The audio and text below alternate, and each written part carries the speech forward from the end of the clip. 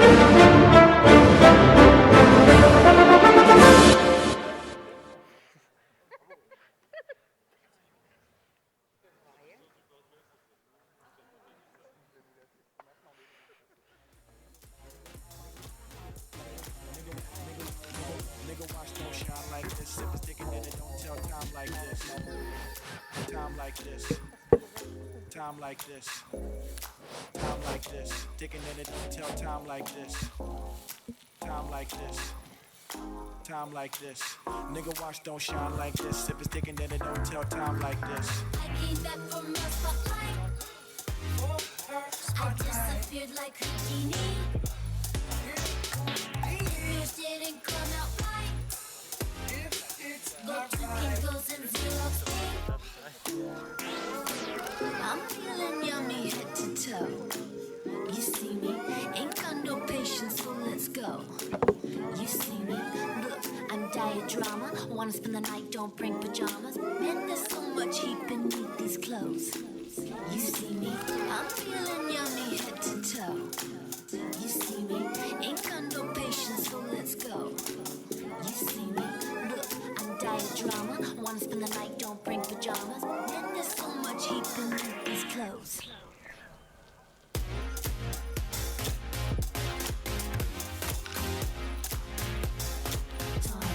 Sweat.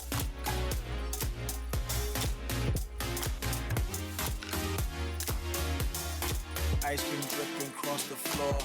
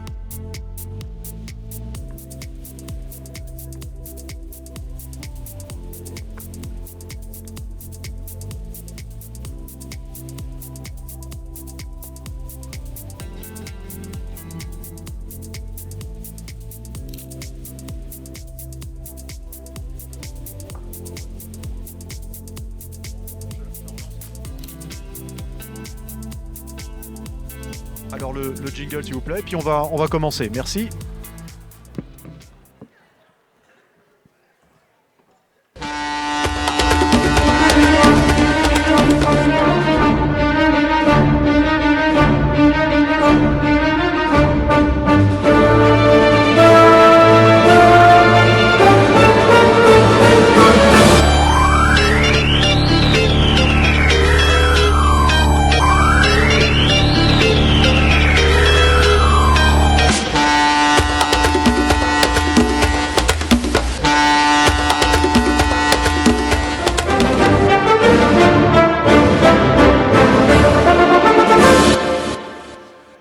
Merci à tous pour votre retour dans la salle. Nous allons maintenant reprendre.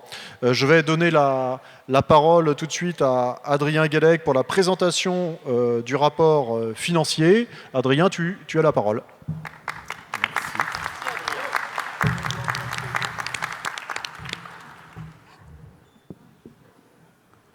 Alors, je vérifie juste si les images arrivent pour commencer mon propos. Parfait. Bien, bonjour à toutes et tous. Je vais essayer d'être concis pour qu'on rattrape un peu le temps passé sur le rapport, sur la partie rapport d'activité et qu'on puisse passer aux interventions ensuite. Ce rapport financier est le premier que je suis amené à vous présenter en tant que trésorier, puisque c'est une fonction que j'occupe depuis décembre 2022, en succédant à Laurent Bigot, qui s'est admirablement illustré dans cet exercice. Je profite donc de cette petite introduction pour le remercier en premier et pour le travail exigeant et irréprochable qu'il a fourni pendant ce mandat, mais aussi pour le soin et le temps surtout qu'il a consacré à réaliser un tuilage qui me permet de prendre mes fonctions dans les meilleures dispositions aujourd'hui.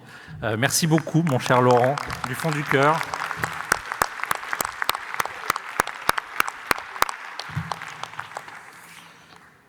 À titre liminaire, il est important de commencer par rappeler que les comptes des exercices 2019, 2020, 2021 et 2022 ont été certifiés sans réserve par les commissaires aux comptes et approuvés par le Bureau fédéral. Oui, vous pouvez y aller.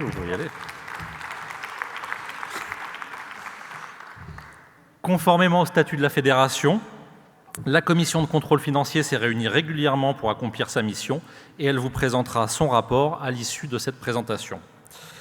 Je vais donc débuter ce rapport en revenant sur les faits marquants de la mandature qui s'achève. Pour commencer, le déploiement de la dématérialisation des notes de frais. Cette étape, elle a été importante puisqu'elle a permis, au vu du nombre important de notes de frais que nous traitons quotidiennement, de réduire les délais de paiement de manière non négligeable.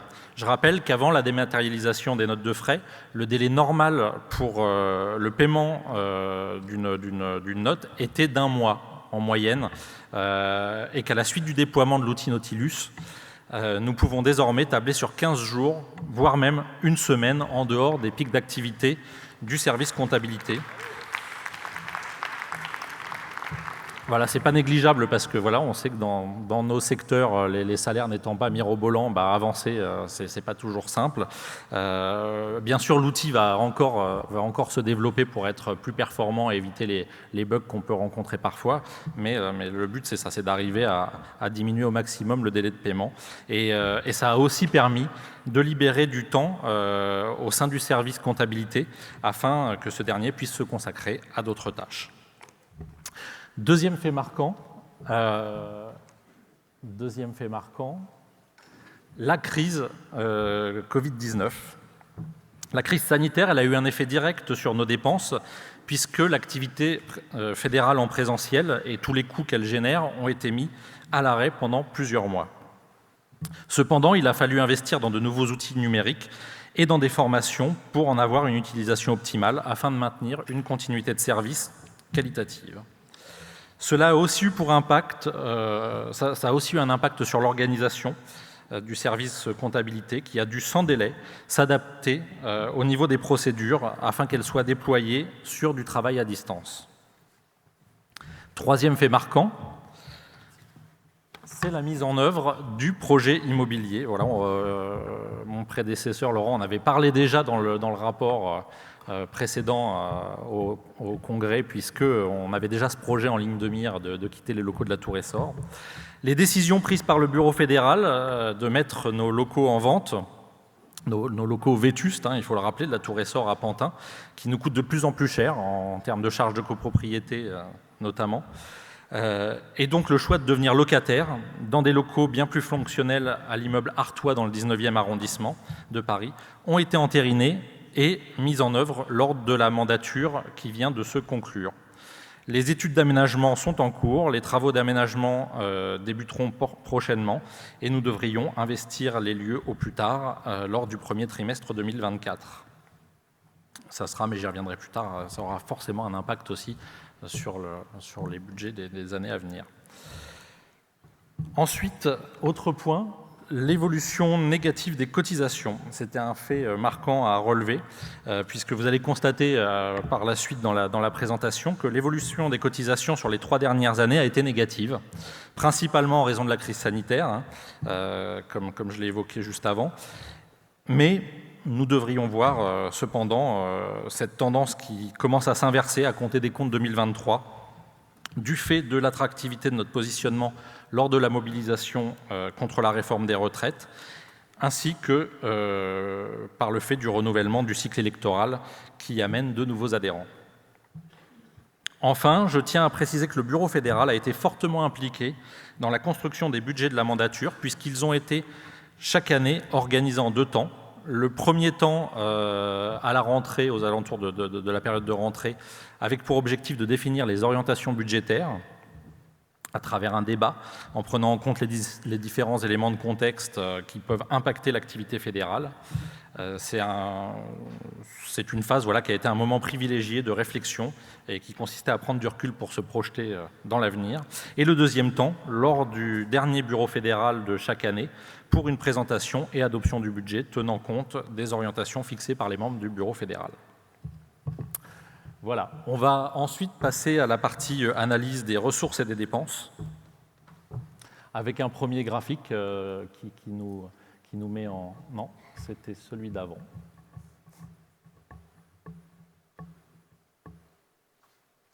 Non. Ça déroule trop vite. C'est pour me presser peut-être, pour qu'on rattrape l'horaire. Donc un premier graphique du coup qui va arriver, mais qui vous présente l'évolution des produits et des charges par année. Voilà, donc je le dis parce que c'est peut-être pas assez gros, mais en bleu vous avez tous les produits d'exploitation de 2019 à 2022, en orange les charges d'exploitation et en rouge la ligne qui nous donne la variation du résultat d'exploitation.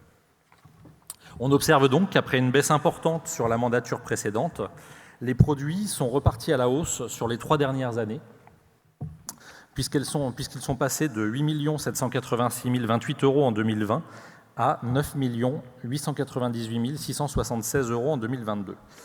Je reviendrai tout à l'heure sur la manière dont sont réparties ces ressources. On observe aussi qu'après une baisse conséquente en 2020,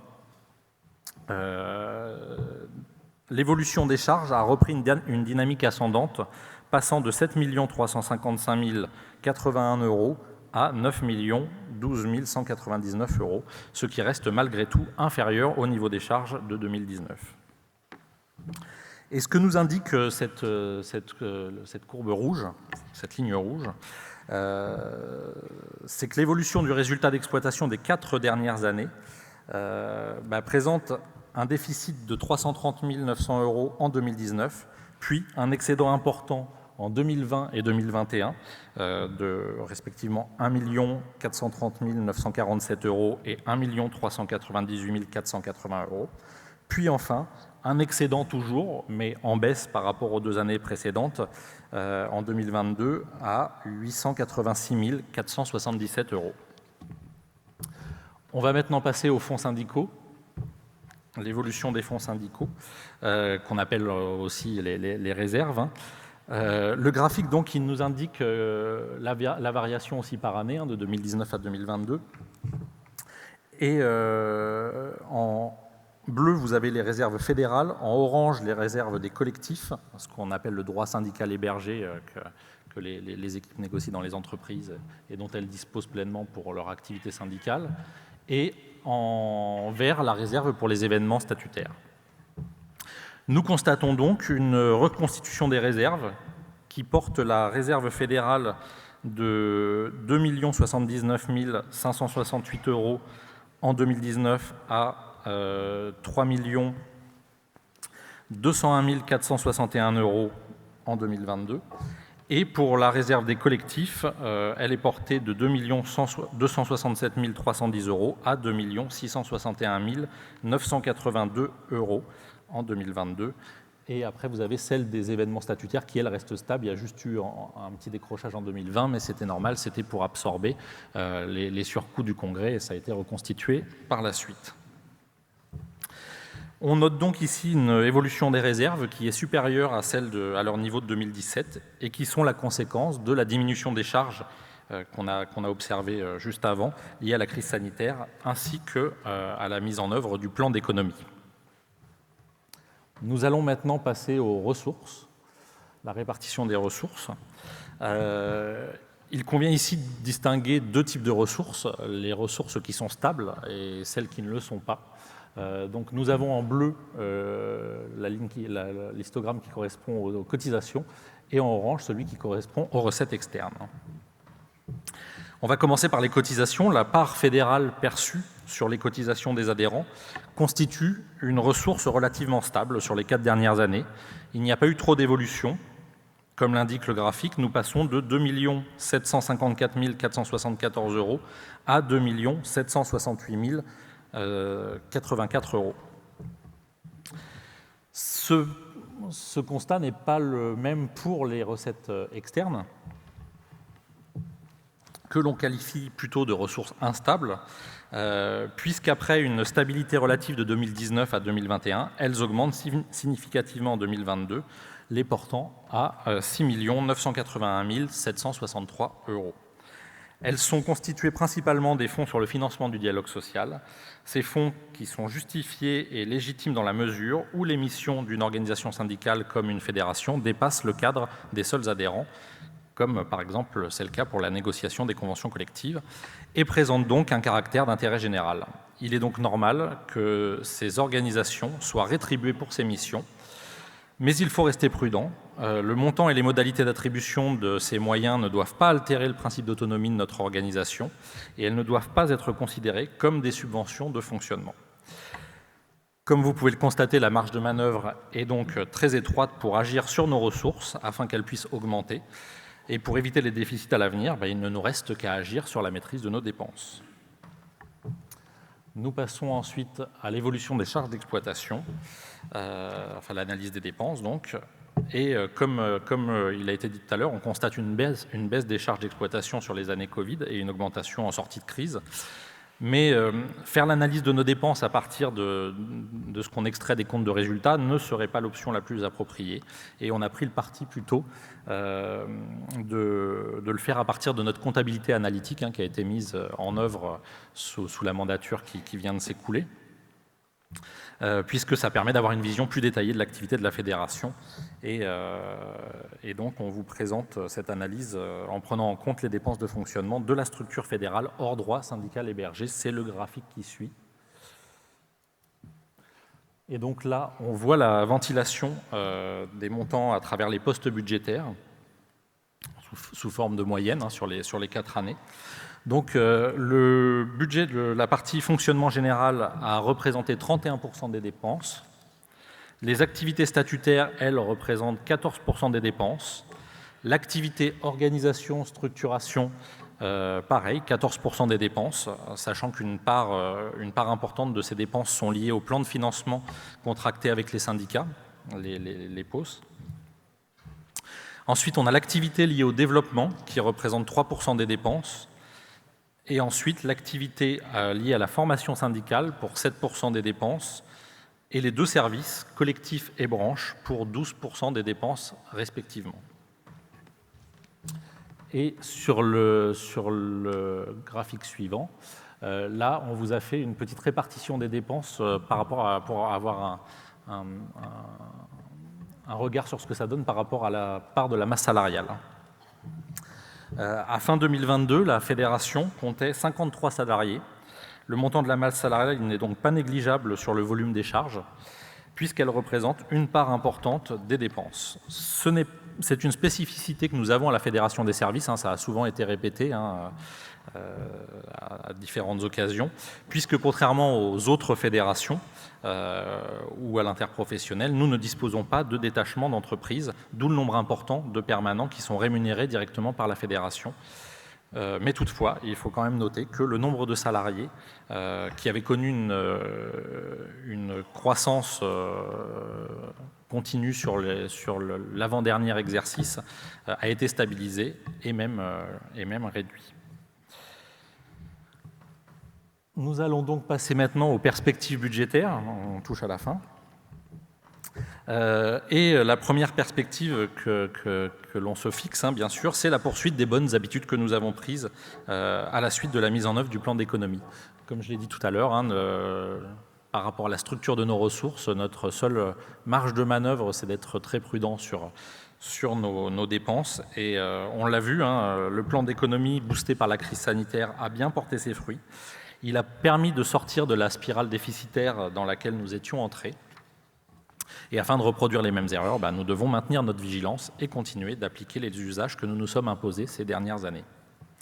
Le deuxième point en perspective, c'est la maîtrise des dépenses sur le projet immobilier. Je l'ai évoqué aussi tout à l'heure, puisqu'il va se mettre en œuvre là, à partir de 2023 de manière très concrète sur la trésorerie. Il faudra donc que nous soyons vigilants sur les dépenses liées à ce projet. Nous nous sommes fixés un budget dans le cadre de l'aménagement et du déménagement de nos nouveaux locaux et il faudra que nous nous y tenions pour maintenir les comptes à l'équilibre. Et c'est un dossier que le prochain bureau fédéral aura à suivre de près dès son entrée en fonction. Et pour la troisième perspective fixée, il s'agit de la poursuite de la politique d'aide au développement et à la structuration des syndicats. La fédération poursuivra sa politique d'aide au développement et à la structuration dans ce domaine et il est donc primordial que le prochain bureau fédéral poursuive le travail entrepris en ce sens. Je vais maintenant conclure. Vous l'avez compris, ce ne sont pas les enjeux qui manqueront lors de la prochaine mandature, au-delà de ceux fixés dans le projet de résolution, bien entendu. Il y a aussi ceux qui sont d'ordre structurel et financier. Et la politique financière, et ça c'est primordial, devra rester au service de l'activité syndicale fédérale. Pour finir, je tenais à mettre un petit coup de projecteur sur l'équipe du service comptabilité de la fédération, qui n'a pas démérité depuis ma prise de fonction en décembre. Ils ont été d'un appui précieux. Je les en remercie chaleureusement. Il y en a quelques-uns dans la salle, et on peut les applaudir. Ouais. Et je vous remercie, et je rends la parole au président. Merci Adrien pour ton intervention, ta présentation. Je vais maintenant appeler le président de la commission, enfin le rapporteur de la commission du contrôle financier, Patrick Schaffner, s'il peut nous rejoindre. Tu as la parole, Patrick. Bonjour.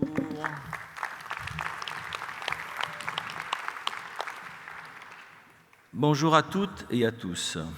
Dans nos statuts, la commission de contrôle financier doit fonctionner avec 4 élus. Lors du congrès de 2019, 5 personnes ont été élues. Et nous sommes retrouvés à fonctionner à 3 personnes pendant les 4 années. Les 2 autres personnes n'ont jamais répondu aux convocations ni aux emails de la fédération sans jamais s'excuser. Donc, conformément à l'article 16 de nos statuts, la commission de contrôle financier a l'honneur de vous présenter son rapport. Les membres de la commission ont participé activement à l'observation des exercices comptables des années 2019 à 2022, ainsi que le début de cette année 2023. Les réunions habituellement semestrielles d'avril et d'octobre se sont trouvées chamboulées sur cette mandature. La crise sanitaire ne nous a pas permis cette régularité. La commission de contrôle a vérifié et approuvé les comptes de bilan et les comptes de résultats et les annexes. Elle a examiné l'ensemble des comptes de la fédération. Les travaux ont consisté à analyser les différents comptes et balances en appréciant leur justification et antériorité. Des dossiers ont fait l'objet d'un examen particulier sur les subventions, les recettes, les dépenses, ainsi que la gestion, le processus des notes de frais. Les documents présentés nous ont permis de constater la concordance entre les écritures et les pièces comptables, ainsi que les explications données en complément. Nous avons eu communication des éléments nécessaires à notre analyse et reçu des réponses aux questions posées. La lecture de ces éléments nous permet d'estimer les comptes sincères et véritables. Et le Bureau fédéral, de son côté, a voté tous les ans un budget qui était au plus près de la vie de la fédération, des syndicats des services et de leurs adhérents. Les nouvelles règles de procédure sur les dépenses engagées permettent de sécuriser la chaîne de paiement.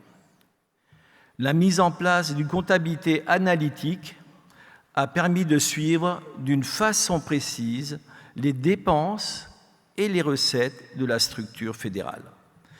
La commission de contrôle, après analyse du déficit structurel de la fédération, a soutenu les mesures prises par le Bureau fédéral pour le réduire. Ces mesures ont été efficaces puisque la comptabilité est revenue à l'équilibre et permet une gestion plus sereine de la fédération. À l'issue de ce rapport, nous tenons à remercier l'équipe comptable, donc chef comptable Samira, Fatima, Frédéric et Luc. Merci. Nous remercions également le trésorier sortant, Laurent Bigot,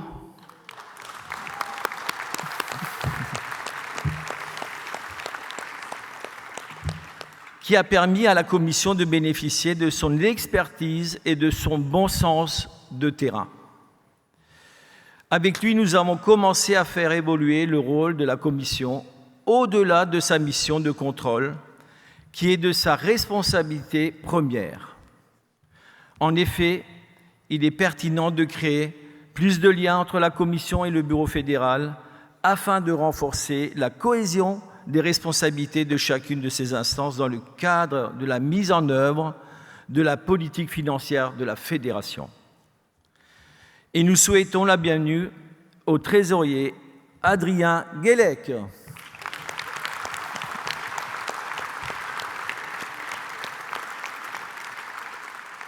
Pour terminer cette présentation, nous vous souhaitons un excellent congrès. Bravo pour l'organisation et merci au syndicat du Havre pour son accueil chaleureux.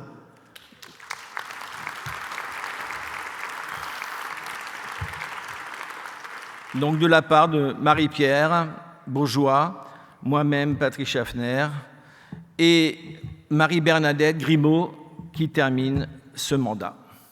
Merci à tous et à toutes. Merci Patrick. Merci pour cette intervention. Oui, simplement rappeler que les membres de la commission de contrôle financier doivent se réunir en salle 109. Commission des mandats, pardon. Oui, oui. Ok, autant pour moi. Nous allons passer maintenant à l'intervention des syndicats. Donc, je vais rappeler un peu le fonctionnement de ces interventions. Donc, j'appellerai le syndicat à intervenir et j'indiquerai ensuite le suivant afin qu'il se prépare.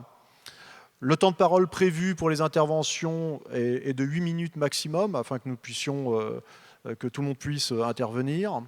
Et puis, n'oubliez pas de nous remettre l'intervention une fois qu'elle est terminée. Alors, en première intervention, j'appelle Noua Camara du syndicat du Rhône et se prépare Rudy Laforêt-Ming du syndicat du Morbihan.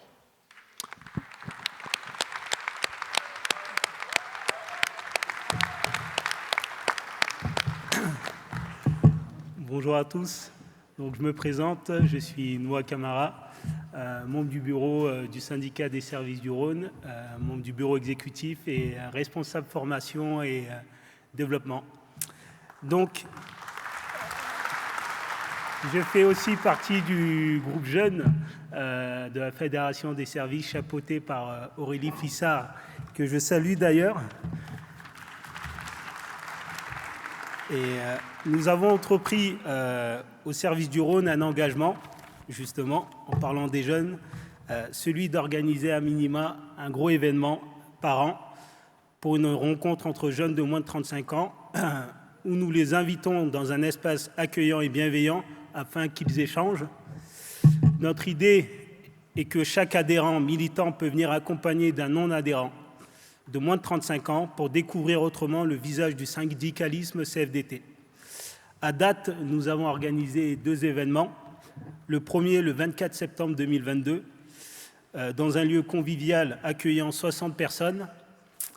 Nous avons réussi à réunir 62 personnes. Parmi nos invités, une de nos adhérentes CFDT, Andrea, chanteuse de gospel, a participé à l'animation en chantant « Oh Happy Day », accompagnée de sa sœur non adhérente venue pour cet événement. Et bien entendu, elle a adhéré par la suite. Par ailleurs, moi-même jouant de la percussion orientale, la darbouka, j'ai animé la soirée en jouant de cet instrument et en faisant danser nos invités, particulièrement Madame Véronique Revillot, qui nous a enchantés de sa présence et qui a même dansé à cette occasion. Je la remercie particulièrement pour son discours qui a plu aux jeunes. Elle a pris le temps de faire le tour de nos invités et à échanger avec eux. Le second événement a eu lieu le 1er juin 2023 dans un espace qui a été privatisé pour l'occasion, nous a permis de réunir 42 personnes, plus les organisateurs, un total de 55 personnes. Cet événement a été à l'initiative du syndicat S3C et Interpro. Et la particularité, c'est que nous nous sommes greffés à ce syndicat. Ce fut un fort succès en termes de visibilité et de communication. Présents sur cet événement des stands tels que la transition écologique, le pacte du pouvoir de vivre CFDT, l'égalité pro et bien entendu plein de bulletins d'adhésion. À ce propos, je vais vous parler de notre bilan concernant les protocoles d'accord préélectoral de l'année 2022-2023. Bilan sur une année complète arrêtée au 31 mai 2023, l'état à date du développement du syndicat des services du Rhône. En effet, dès le 5 mai 2022, après le congrès syndicat du CFDT des services du Rhône, notre objectif fut d'accroître le développement de notre organisation syndicale. Ainsi, en 2022, nous avons négocié 6 PAP et c'est sur ces 6 PAP, nous nous sommes implantés dans 5 sociétés sur 6.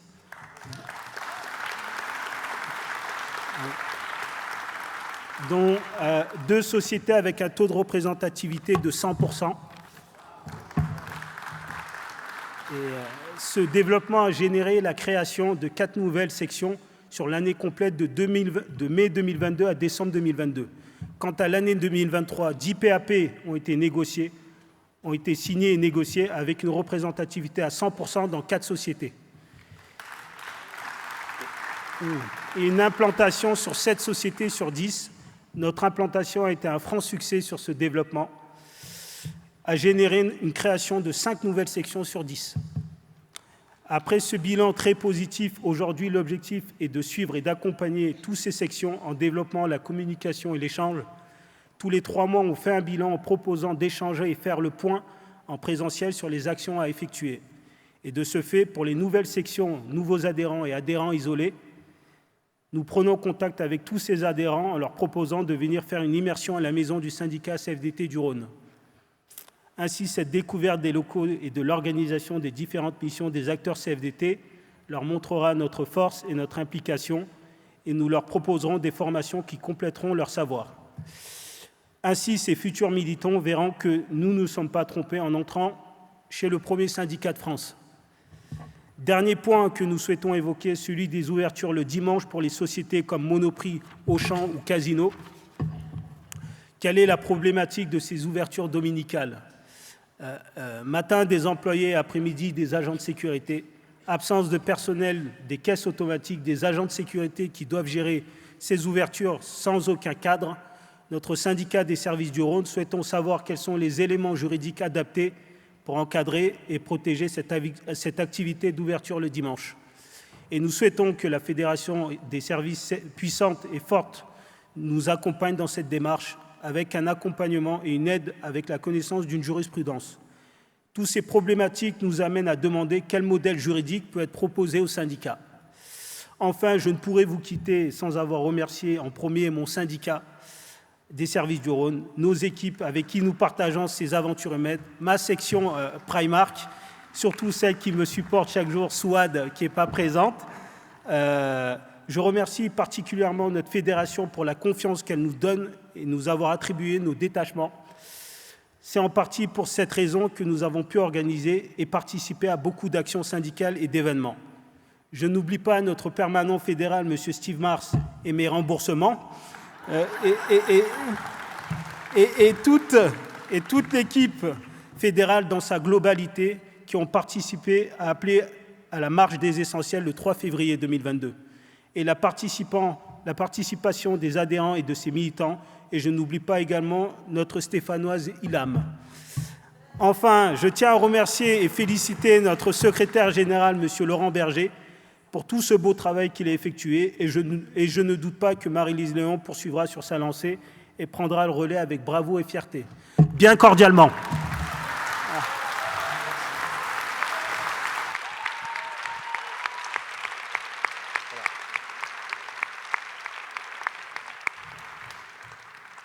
Ouais, quelqu'un récupère son intervention? Ouais.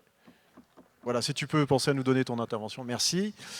Donc, Rudy, je te passe la parole, et se prépare Marie-Julien du syndicat Val-de-Loire. Bonjour à toutes et à tous. Le syndicat des services du Morbihan a souhaité intervenir à ce 16e congrès fédéral pour parler du rapport d'activité, mais aussi pour partager avec vous son actualité et ses réflexions.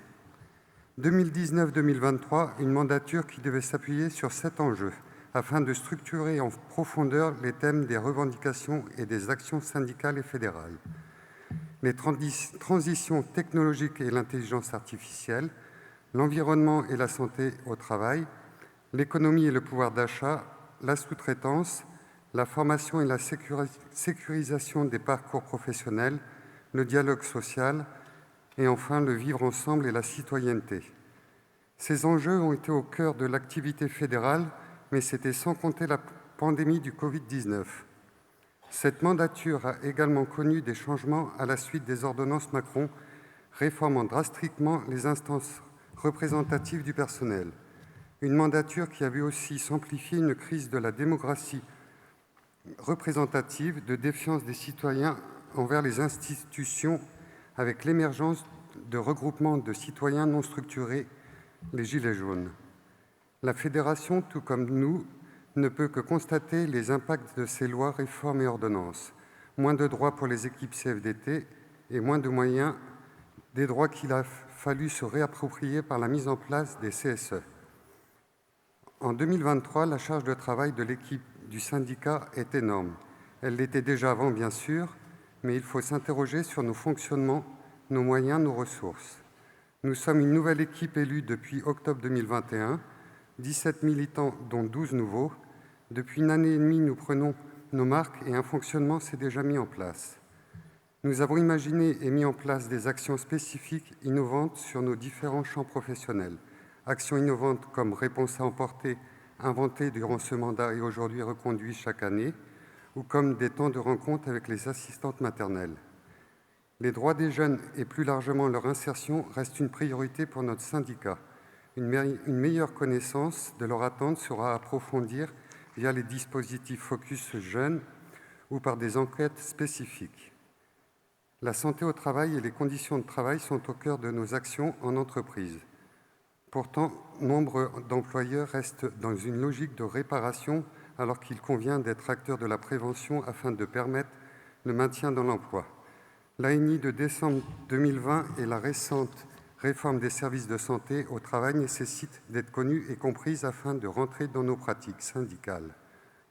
La prise en compte des risques professionnels et la QVT doivent être identifiés comme levier de la prévention primaire. La suppression des CHSCT et la mise en place des CSSCT a privé nos élus de moyens d'action sur ce sujet. La CFDT devra revendiquer de recréer les CHSCT. Si on regarde dans le rétroviseur, que peut-on retenir de cette mandature en victoire, mais aussi comme action à poursuivre et améliorer? Une nouvelle campagne pour les élections TPE avec des résultats d'audience décevants et préoccupants. Il est nécessaire d'interroger le mode de scrutin afin de permettre à ces salariés d'être représentés. La formation Juste ADN de notre syndicalisme a été fortement mise à mal avec ces années de Covid, qui nous ont contraints à stopper totalement puis à reprendre en partie en distanciel la formation de nos adhérents et élus. Un déficit de formation qui sera une orientation majeure de cette nouvelle mandature avec le nouvel outil « Ma formation en un clic ». La valorisation du parcours militant reste toujours compliquée à mettre en œuvre. Il faudra réinterroger nos plans d'action. La CFDT est actrice sur le sujet de l'égalité professionnelle. Une victoire à valoriser, l'allongement du congé parental, paternité, qui est un progrès social majeur et ne doit être qu'un début. La réforme de l'assurance chômage, très injuste pour les plus précaires, a mobilisé la CFDT sur cette mandature et nous n'avons pu que constater l'échec de la négociation. L'État a repris la main sur la définition de la réglementation de l'assurance chômage. La CFDT devra poursuivre son action de dénonciation de la stigmatisation des chômeurs et sa logique budgétaire pour l'amélioration du régime. Dernière actualité qui nous a occupés tous depuis le début de l'année, le projet de la réforme des retraites, tellement injuste et brutale qu'elle a aussi réussi à recréer une intersyndicale soudée et nous a tous mis dans la rue. Vous voyez, notre jeune équipe, avec Sandrine Villalon, notre secrétaire générale, œuvre sur tous les fronts et nous notons de belles réussites comme des axes d'amélioration. La feuille de route est posée et nous continuerons à agir dans l'intérêt des salariés. La Fédération a sollicité Sandrine pour les rejoindre en qualité de secrétaire nationale. Nous sommes très fiers d'elle et nous lui souhaitons tous nos vœux de réussite.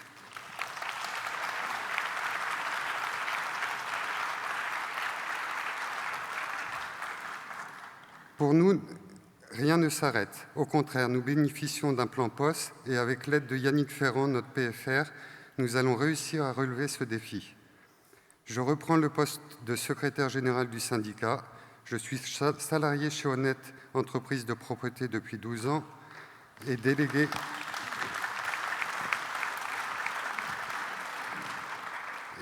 syndical depuis 4 ans et également accompagnant ARC. Toute l'équipe du bureau syndical est prête à relever ce défi avec moi. Nous remercions Sandrine pour son engagement au syndicat et nous lui souhaitons bon vent à la fédération. Nous vous incitons tous à voter massivement pour la candidature de Sandrine au poste de secrétaire national.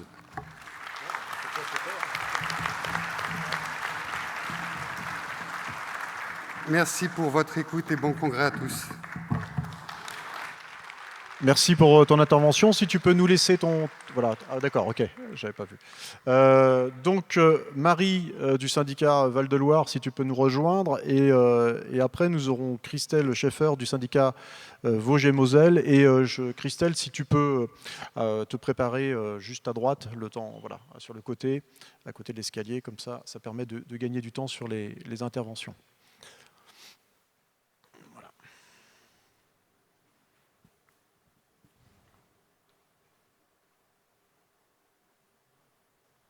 C'est un labyrinthe en fait qu'on a sur la droite, donc il faut trouver le chemin, mais tout le monde ne trouve pas. Hein. Il fait nuit en plus, on a éteint la lumière, il y a plein de pièges. Bon, l'important c'est d'arriver. Des applaudissements, bravo. Bonjour à toutes et à tous. Toujours un peu impressionnant. Hein. Donc c'est au nom du syndicat des services du Val-de-Loire que j'interviens. Tout d'abord, nous tenons à remercier le syndicat des services de Haute-Normandie pour la qualité de leur accueil à ce 16e congrès de la Fédération. Le rapport de la Fédération fait état avec précision de l'ensemble des enjeux et défis que nous avons eu à relever sur la mandature. La mise en place des CSE, la crise du Covid, la flambée des prix, les nouvelles méthodes et organisations du travail dans les entreprises. Il y a 4 ans, la mandature commençait tambour battant avec la mise en place des CSE. Notre syndicat, aidé par la Fédération, se dotait d'un réseau de négociateurs PAP pour répondre aux nombreuses invitations et développer notre nombre d'adhérents et de sections. Un succès qui nous a permis, sur l'année 2019 et 2020, un bond de pratiquement 1000 cotisations par an.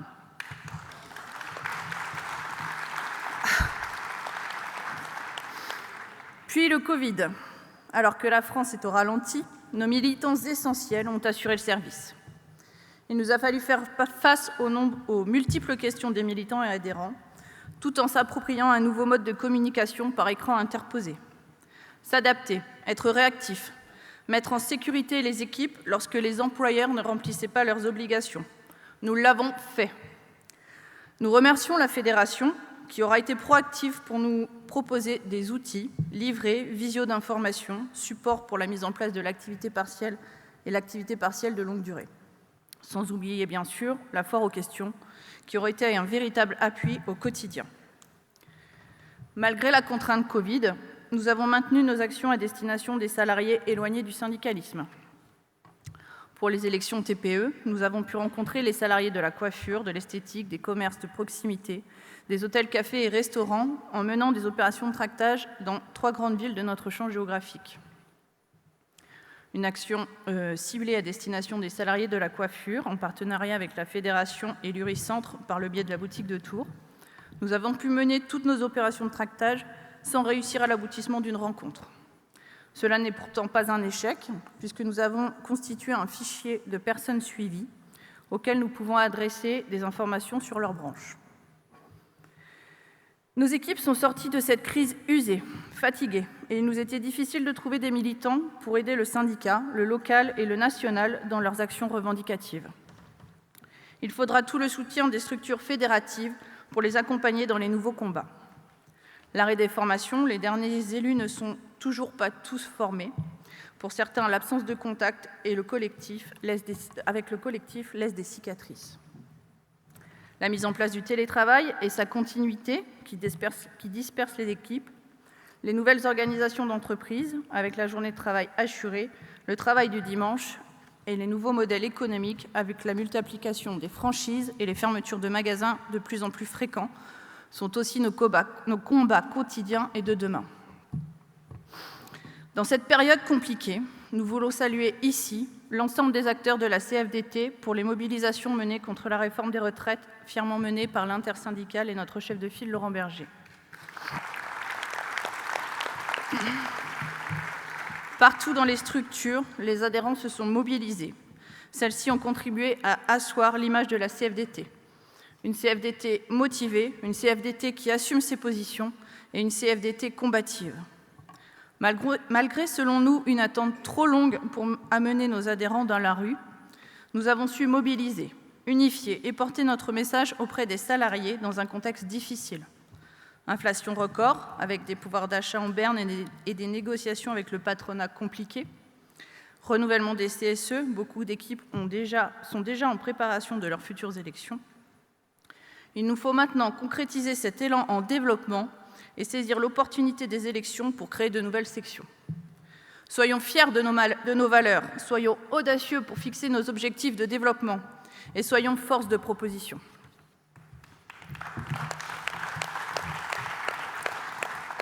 Concernant la question du fonctionnement à l'interne, nous avons déjà pu évoquer nos difficultés à nous repérer dans la nouvelle organisation de la Fédération, avec la séparation entre le pôle négociation de branche et le pôle accompagnement des collectifs. Trouver le bon interlocuteur n'est pas toujours chose simple. S'il nous l'aide à le trouver, les quelques outils sur le sujet ne rétablissent pas pour autant la proximité dans les syndicats. Nous regrettons les faibles communications entre les collectifs nationaux et les syndicats locaux. Nous souhaiterions que la Fédération rappelle aux délégués centraux que le syndicat reste la structure de base de la CFDT et de ce fait que les DSC nous informent de leur venue sur notre territoire. Ce qui nous permettrait d'être présents pour les accompagner et d'être un appui local pour les équipes mises en place. D'ailleurs, cela fonctionne. Nous en avons fait l'expérience avec le collectif Leroy Merlin. Grâce à l'intervention combinée du délégué régional, du délégué syndical central et du syndicat en local, nous avons pu présenter une liste complète de candidats aux élections CSE sur le magasin de Tours et monter une section de 11 adhérents. Quand nous présentons des candidats sur les listes, nous aimerions également que les PAP négociés au national puissent nous être communiqués, tout comme les résultats des élections que nous ne recevons que lorsque nous les demandons. Notre syndicat a connu le renouvellement de son bureau pour la moitié de ses membres en septembre dernier. Nous remercions la Fédération pour son accompagnement avec le renouvellement annuel du plan POS, ainsi que la mise en place de la formation Agir dans le syndicat.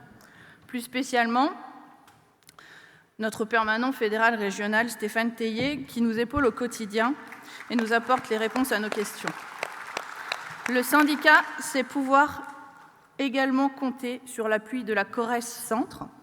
Ces moments de rencontre avec les autres syndicats services de la région nous permettent l'échange de bonnes pratiques et de nourrir notre revendicatif. S'inspirer et proposer des contenus de qualité à nos équipes. Nous pensons qu'il est important de conserver cette organisation. Et pourquoi pas l'étendre au national, sur une journée. Nous ne nous connaissons pas ou peu. Je suis sûre que nos camarades du Nord, du Sud, de l'Ouest et de l'Est, oui, on est au centre, ont également beaucoup à nous apporter. Je ne peux pas évoquer la région Centre sans faire un clin d'œil et remercier notre ancien secrétaire général Nicolas Hubel, maintenant responsable développement du Centre, Val-de-Loire, qui reste un soutien important du syndicat en toute bienveillance. Je profite aussi de l'occasion pour remercier également Olivier Guivarch et Laurent Bigot, que je n'ai pas noté dans l'intervention, pour tout ce qu'ils ont pu apporter à la Fédération. Nous nous servirons également de ce temps à la tribune pour ouvrir la réflexion sur le calendrier statutaire du prochain congrès fédéral, comme nous l'avions déjà fait il y a 4 ans. D'une part, la date de celui-ci coïncide avec les échéances électorales. Est-ce pertinent de superposer les dates ? Et d'autre part, le droit syndical est en régression. Et il est du rôle de la Fédération de trouver des moyens pour éviter aux militants de participer aux travaux du congrès sur les congés annuels ou leurs jours de RTT. Enfin, pour toutes les raisons évoquées, le syndicat des services du Val-de-Loire votera favorablement le rapport d'activité. Mes chers camarades, je vous remercie de votre écoute et vous souhaite un excellent congrès.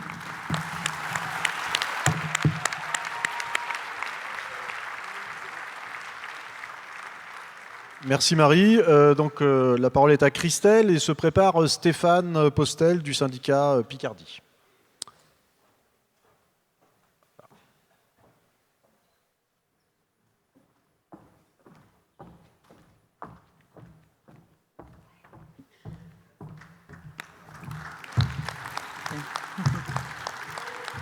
Bonjour à toutes et tous. Je me présente Christelle Schaeffer, déléguée syndicale de l'enseigne FNAC et secrétaire de CSE. J'ai rejoint le syndicat des services Vosges et Moselle comme membre du bureau en novembre 2022. C'est la toute première fois que je monte à la tribune, mais comme on dit, il y a un début à tout et le commencement est la moitié de tout. Ces 2 citations devraient vous parler notamment au niveau de cette intervention que je porte ce jour pour le syndicat des services Vosges et Moselle. Ce que je vais aborder est un sujet d'actualité qui s'évite au travail chaque jour et partout et qui a toute sa place au travers de ce congrès. La CFDT est la première organisation syndicale à s'être déclarée comme féministe et à œuvrer plus spécifiquement contre toute forme de violence sexiste et sexuelle depuis le lancement du projet Respecter en 2010. Et c'est une véritable fierté. De nombreux outils ont ainsi été mis à disposition des militantes et des adhérents pour les aider à sensibiliser et à prévenir ces violences dans leurs entreprises avec des formations proposées de manière régulière, en particulier aux référents des CSE, mais également ouverts à tout militant. Merci pour ces précieux outils et formations que nous met à disposition la CFDT, à utiliser sans modération. Au 7 avril 2023, c'est 305 structures CFDT qui ont signé la charte CFDT d'engagement. Et après, le syndicat Vosges-Moselle, de par les membres qui le composent, a décidé d'aller au-delà, signer une charte et désigner des référents, c'est bien, mais après, à quoi ça sert ? Dans les entreprises, c'est un sujet dont on parle en tant que militant CFDT de terrain, car on décide de franchir le pas sur cette thématique qui reste tout de même très cachée au sein des entreprises.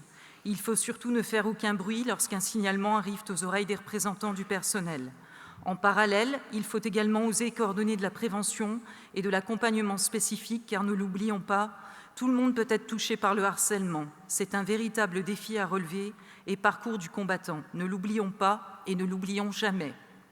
Depuis plusieurs années, l'actualité nous montre que ce sujet est resté longtemps tabou ou masqué, s'invite dans nos sociétés et demande à être discuté, concerté, encadré de manière systématique et s'amplifie à présent, car la parole se libère au fur et à mesure au niveau des femmes, mais dernièrement, on s'aperçoit que les hommes osent enfin dévoiler certains agissements les concernant. Oui, nous sommes bien tous concernés, les femmes comme les hommes. Concernant la charte CFDT d'engagement pour la prévention, adoptée le 15 octobre 2020 en CNC, cette charte était destinée à être mise en œuvre dans toutes les structures militantes. L'objet de cette charte pour la CFDT était de porter et d'afficher clairement l'exigence de lutte contre toutes les formes de violences sexistes et sexuelles et de garantir que chaque personne soit respectée en tout lieu et toute situation. Laurent Berger l'avait signé le premier à la suite du CNC pour engager la Confédération. Les unions, fédérations et unions régionales l'ont toutes signé fin 2020, début 2021. Et c'était déjà une très belle avancée sociale. Merci la CFDT. Mais comment aller encore plus loin au sein de nos structures et également au niveau des entreprises ?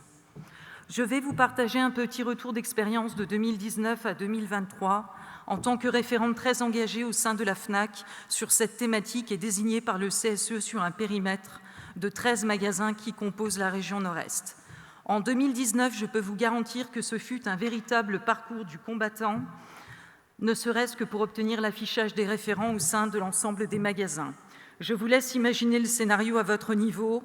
Je demandais à la direction d'afficher les noms des référents au travers des propres tableaux de la direction sur l'ensemble des 13 magasins de notre périmètre, mais notamment dans l'objectif de permettre aux 641 collègues de travail qui se retrouveraient dans une telle situation de pouvoir me contacter. La direction me fit immédiatement comprendre que, surtout dans ce type d'affaires, le silence est requis, sous couvert de confidentialité, d'obligations légales, de la CNIL et du RGPD. Ah oui, je ne vous ai pas dit, la CNIL et le RGPD sont des mots très à la mode à la FNAC depuis 2019. Cela devrait parler à beaucoup d'entre vous. Ainsi, pour tous les sujets ou demandes des représentants du personnel à la FNAC qui sont en lien avec toute thématique SSCT, c'est-à-dire toutes les données permettant l'analyse des causes, etc., bref, tout ce qui va nous permettre d'engager des enquêtes en matière SSCT est tout simplement verrouillé et freiné en permanence sous couvert du RGPD et de la CNIL, ce qui enclenche des saisines perpétuelles de la DRUIT, de la CARTSAT et des médecines du travail pour obtenir des réponses légitimes et légales. Pas grave, j'avais décidé que je ne lâcherais rien, le bras de fer venait de commencer. En 2020, comme le patronat ne désarme jamais, je découvrais qu'au niveau du groupe Fnac Darty, l'entreprise mettait en place un dispositif d'alerte éthique et de conformité, une obligation qui s'imposait à elle. En conséquence, je pus m'apercevoir en analysant qu'elle déportait également de manière transverse tout signalement ou cas de harcèlement qui pouvait être potentiellement dénoncé par les collègues de travail, car dans sa communication, elle renvoyait tout à la maille de cet outil centralisé géré par une société externe en gardant bien évidemment la main sur le contrôle des signalements. Une magnifique communication s'ensuivra sur toutes les entités juridiques de l'enseigne Fnac à destination de tous les salariés. Autant d'ordinaire, on reproche à l'employeur le peu de communication et d'informations redescendantes. Croyez-moi, notre direction fut très active et particulièrement exemplaire pour diffuser son nouveau dispositif centralisé en place. Ma première réflexion fut « mais à quoi va servir le référent désigné par le CSE ?» Mais surtout, comment contourner cet outil et le faire savoir à tous les salariés. À cet effet, je décidai de m'approprier tous les rouages et toutes les articulations juridiques possibles avec en parallèle une communication CFDT offensive diffusée sur l'ensemble des réseaux sociaux à ma disposition. Afin de capter toute l'attention de mes collègues, ce fut percutant et cela a fonctionné. Les langues ont commencé à se délier. En 2021, une première petite victoire, tous les salariés de la région Nord-Est connaissaient le nom et coordonnées des référents à contacter. Et d'ailleurs, j'ai dû me rendre cette même année sur la FNAC de Valenciennes, car pour moi, allaient commencer de nombreuses enquêtes en matière de violences sexistes et sexuelles. En 2022, une deuxième petite victoire a vu le jour. La CFDT a contraint la FNAC à l'introduction de la notion et ajout du risque harcèlement sexuel et agissement sexiste au travers de l'ensemble des documents uniques de toute l'entité Fnac Relais. On se parle de 51 magasins et plus de 2000 salariés. Afin que la direction remplissent enfin ses obligations légales en la matière, il aura fallu malgré tout 1 an et demi pour obtenir cette introduction via les documents uniques, et ce, grâce à la CFDT qui n'a rien lâché. Le harcèlement sexuel est un délit pénal et l'outrage sexiste et sexuel est devenu aussi un délit depuis le 1er avril 2023. Emparons-nous de ces sujets avec la plus haute importance dans toutes nos structures syndicales et entreprises, car nous parlons ni plus ni moins que d'injustices sociales qui font de véritables dégâts sur les victimes. Pour aller encore plus loin, le syndicat Vosges-et-Moselle a décidé et acté en réunion de bureau qu'il fera intervenir au sein de ses locaux très prochainement l'appui d'une association qui pourra, au travers de courts modules, expliquer l'importance de la prévention, les impacts sur les victimes et l'accompagnement de celles-ci. Le syndicat Vosges-et-Moselle informera également l'ensemble de ses adhérents sur les dispositifs existants lors de signalement. Je voudrais prendre de l'eau. Le syndicat, l'ensemble de ses adhérents sur les dispositifs existants lors de signalement et en parallèle communiquera le nom des référents à contacter en cas de besoin couvrant son périmètre et son champ d'intervention. Des communications offensives en matière de lutte contre le harcèlement sexuel et les agissements sexistes s'ensuivront afin de toucher tous les militants et afin qu'ils s'emparent de cette thématique au sein de leurs entreprises respectives, avec de la prévention en parallèle pour tous les salariés sous l'égide des locaux syndicats Vosges-et-Moselle à destination des militants et mandatés pour les aider dans cette lutte quotidienne. Une visibilité de la CFDT est attendue pour poursuivre ce combat qui se doit d'être engagé et sans faille. Le petit mot de la fin, le syndicat Vosges-et-Moselle remercie Laurent Berger pour le leader qu'il a été et restera au travers des murs de la CFDT. En lui souhaitant le meilleur pour la suite, un énorme merci. En parallèle, bienvenue à Marie-Lise Léon. Quelle fierté d'accueillir une femme à la tête de la CFDT. Nous lui témoignons notre totale confiance, soutien et engagement. Je vous souhaite à toutes et tous un excellent congrès.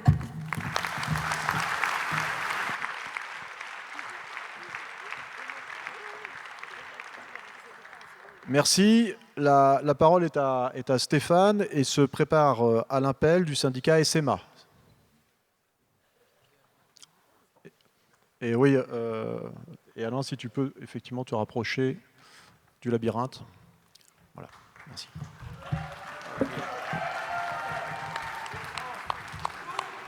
Je ne vous vois pas. Chers congressistes, c'est avec la délégation du syndicat des services de Picardie que nous partageons ce plaisir de se retrouver parmi vous pour ce moment d'échange, de débat et de partage. Le début de la mandature fédérale a fortement été impacté par le Covid qui s'est rapidement propagé sur notre territoire. Accompagné d'effets désastreux pendant de nombreux mois, rupture des liens sociaux, perte de nos repères, impact sur l'emploi et sur l'économie. Pour le syndicat des services de Picardie, il est évident que le Covid a accéléré la polyvalence des métiers avec certaines dérives. Dans le secteur du commerce, par exemple, qui connaît une fuite en avant de ses travailleurs, notamment dans la grande distribution, où l'on voit que les entreprises n'investissent plus dans la spécialisation des métiers. La formation des travailleurs est vue comme un coût plutôt qu'un investissement. L'automatisation sur les caisses ou les inventaires, par exemple, supprime des emplois humains. Il est clair qu'aujourd'hui, la variable d'ajustement de la rentabilité de l'entreprise, c'est l'humain. Et si on parlait du salaire ? De nombreuses branches ont des premiers niveaux de salaire sous le SMIC et des organisations patronales qui ne prennent pas leurs responsabilités. Nous voulons une meilleure reconnaissance des métiers. Il faut avoir des dispositifs d'augmentation automatique pour garantir tous les échelons au-dessus du SMIC et éviter le tassement des grilles de salaire. Et que dire de l'attractivité de nos champs professionnels qui est en réel déclin ? Cette période a eu pour effet de créer une fuite de salariés des secteurs de nos champs professionnels, tels que les métiers de l'hôtellerie, la restauration, la prévention sécurité, la propreté et le commerce. Des métiers dits de la deuxième ligne qui, au vu de des contraintes ne permettent plus de fidéliser ces travailleurs. Mais pire, n'attirent plus de candidats. Les branches professionnelles de l'hôtellerie, tourisme, restauration et de la prévention sécurité ont en partie pris l'importance de la mesure avec des hausses conséquentes salariales, mais un peu trop tardivement à notre sens. Le travail de la Fédération des services pour rendre le secteur plus attractif, et notamment la négociation pour l'augmentation des salaires, est une réelle avancée. Aujourd'hui, avec l'inflation, nos salaires sont incontestablement rattrapés par le SMIC. Le soutien de la Fédération des services pour travailler à garantir l'augmentation du SMIC pour tous est un réel sujet. Notre activité syndicale a également été perturbée. On a dû s'adapter sur l'ensemble de nos champs professionnels. La Fédération s'est faite extrêmement réactive pour accompagner les syndicats et les adhérents, notamment avec la foire aux questions mise en place avec l'aide du service juridique, qu'il faut saluer pour la réactivité à s'adapter à une situation qui n'avait pas de précédent.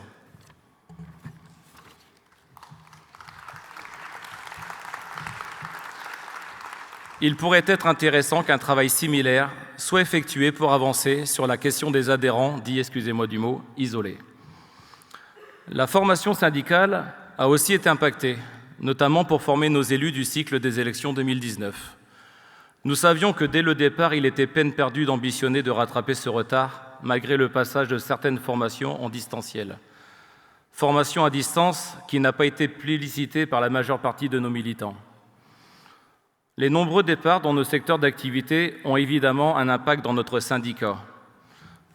Le syndicat des services de Picardie demande à la Fédération de mener une réflexion nationale sur la fidélisation des adhérents afin de trouver des idées, des axes pour les garder tout au long de leur carrière et même après. Pour les adhérents arrivant à la retraite, au syndicat des services de Picardie, nous leur proposons systématiquement une bascule auprès des UTR. Le Grand Boost a permis d'accentuer le développement de nos sections, mais comment faire grandir nos adhérents en tant que militants et faire ensuite la passerelle jusqu'à la retraite? Car le basculement de l'actif vers le syndicat des retraités est aussi un problème palpable aujourd'hui. Concernant le développement, notre source principale pour accroître notre nombre d'adhérents, ce sont les sections syndicales, et il est important de continuer à créer un rapport de force dans les entreprises. Le rapport de force dans les entreprises, parlons-en. Depuis les ordonnances Macron de 2017, la tendance se confirme face au manque de moyens de nos représentants. Comment aborder au mieux des consultations comme la stratégie de l'entreprise, les orientations? Comment être force de proposition avec un temps dédié aussi faible? Le manque de temps syndical impacte le fonctionnement de nos syndicats, impacte la qualité de notre dialogue social. Nous ne pouvons pas faire correctement de permanence dans nos structures de proximité. Il y a des mandats qui sont nationaux ou régionaux, avec seulement une vingtaine d'heures pour assurer notre rôle représentatif auprès des salariés. Il y a aujourd'hui, c'est vrai, une culture du dialogue social qui n'est pas une priorité pour les entreprises. Et l'esprit des ordonnances Macron, qui était de nous renvoyer vers la négociation, n'a pas été au rendez-vous. Au contraire, tout a été tiré vers le bas. Et nous le voyons très bien à travers des réunions de CSE qui sont expédiées par les employeurs de manière à durer le moins de temps possible. Il faut que la CFDT porte des revendications sur les moyens de faire avancer le dialogue social en entreprise. Supprimer la limite des 3 mandats successifs qui va faire mourir le syndicalisme. Il faut être ambitieux dans notre manière de porter nos revendications tout en y associant les travailleurs. Et comment un élu peut-il garantir un dialogue social dans son entreprise s'il passe le plus clair de son temps de délégation sur les routes dans des régions de plus en plus vastes? Au syndicat des services de Picardie, nous pensons que la jeunesse doit se mettre en marche avec les syndicats. Pour la 2e année consécutive, notre syndicat a collecté dans 3 hypermarchés de l'agglomération amiénoise des produits d'hygiène à destination des étudiants, eux aussi durement touchés par l'inflation.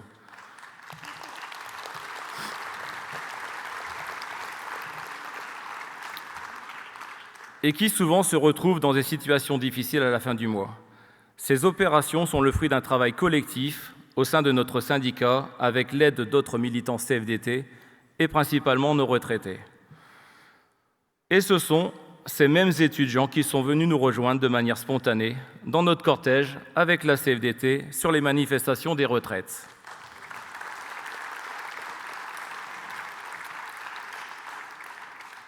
Et qui pourtant ne sont pas encore sur le marché du travail, mais que nous retrouverons pour un certain nombre parmi les saisonniers. Enfin, comment aujourd'hui ne pas avoir une pensée pour les travailleurs réprimés, exploités, où les syndicats sont combattus ou interdits? Nous savons que la Confédération, lors de son dernier congrès confédéral, œuvre au quotidien à reconnaître et à condamner tous ces dérives. Le syndicat des services de Picardie vous remercie de votre attention et vous souhaite un bon congrès. Et bisous à Karine Charot pour son premier congrès fédéral. Merci Stéphane. La parole est à Alain et se prépare, il se rapproche de la scène, Caroline Sarthe-Mouréou du syndicat CCI, s'il te plaît.